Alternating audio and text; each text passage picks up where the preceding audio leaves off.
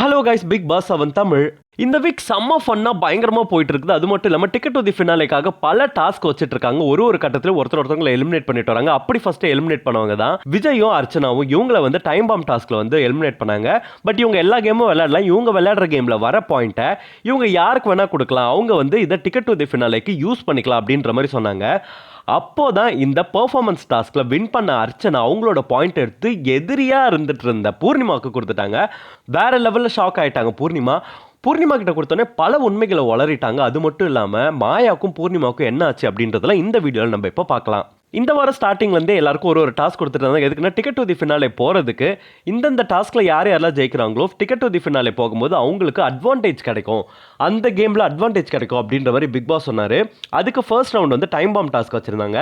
Human கிளாக்காக எல்லாரும் மாறணும் அப்படின்னு சொல்லிட்டு அதில் வந்து 2 பேர் செலக்ட் பண்ணி எலிமினேட் பண்ணுங்க, அதாவது டிக்கெட் டு தி ஃபினாலே போகக்கூடாது அப்படின்னு 2 பேர் எலிமினேட் பண்ணுங்கன்னு சொன்னாங்க.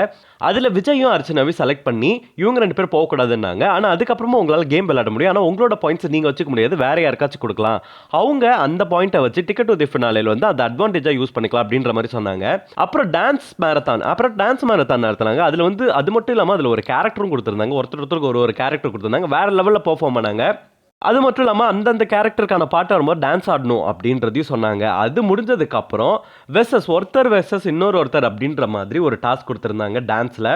அப்போ என்னன்னா அந்த ரவுண்டு போகிறதுக்கு பெர்ஃபார்மன்ஸ் யாரெல்லாம் நல்லா பண்ணல அவங்க 3 பேரை நீங்கள் எலிமினேட் பண்ணணும், அவங்க டிக்கெட் டு தி ஃபினாலே போக மாட்டாங்க அப்படின்னு சொன்னாங்க. அப்படி வந்து மணி, கூல் சுரேஷ், அனன்யா இவங்க 3 பேர் எலிமினேட் பண்ணிட்டாங்க.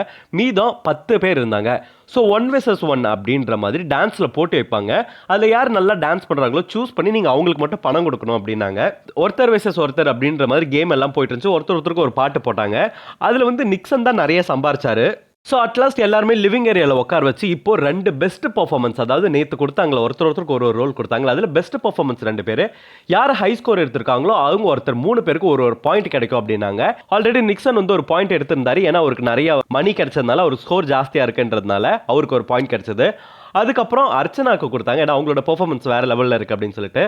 அதுக்கப்புறம் தினேஷ்க்கு படையப்பாவை சூப்பராக பண்ணான்னு சொல்லிட்டு அவருக்கு ஒரு பாயிண்ட் கொடுத்தாங்க. அர்ச்சனாவால் இந்த பாயிண்ட்டை யூஸ் பண்ண முடியாது அப்படின்றதால நீங்கள் யாருக்காச்சும் கொடுங்க அப்படின்னு பிக் பாஸ் சொன்ன உடனே யோசிக்காம இவங்க எடுத்து கொடுத்தது யாருன்னா பூர்ணிமாவுக்கு எடுத்து கொடுத்தாங்க. பயங்கர ஷாக்கு பூர்ணிமாக்கே.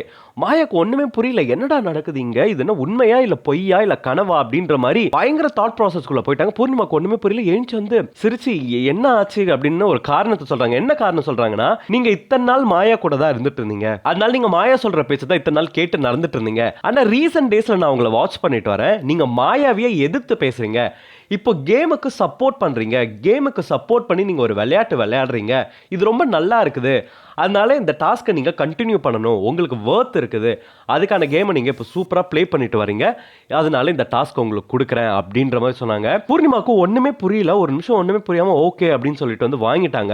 வாங்கினது மட்டும் இல்லாமல் உங்களை கட்டி பிடிச்சி அழுதாங்க. வெளியில் போய் ஒரு தரமான சம்பவத்தை சொன்னாங்க. என்ன சொன்னாங்க அப்படின்னா, இந்த மாதிரி உங்களை டாஸ்க்குள்ளே வரக்கூடாதுன்னு சொல்லி நான் வேணும்னே தான் வந்து உங்களை நாமினேட் பண்ணேன், நீங்கள் வெளியில் போகணும் அப்படின்றதுக்காக. ஐ எம் ஸோ சாரி, ஆனால் நீங்கள் இப்படி பண்ணுவீங்கன்னு நான் நினைக்கல, பயங்கர கில்ட்டாக இருக்குது அப்படின்ற மாதிரிலாம் சொன்னாங்க. உடனே அர்ச்சனா சொன்னாங்க, இல்லை பரவாயில்ல, அது என்னவா வேணா ஸ்ட்ராட்டஜியாக இருந்துட்டு போட்டோம், பட் நீங்கள் நல்லா விளையாடுறீங்க, அப்படியே விளையாடுறீங்க அப்படின்ற மாதிரி சொன்னாங்க.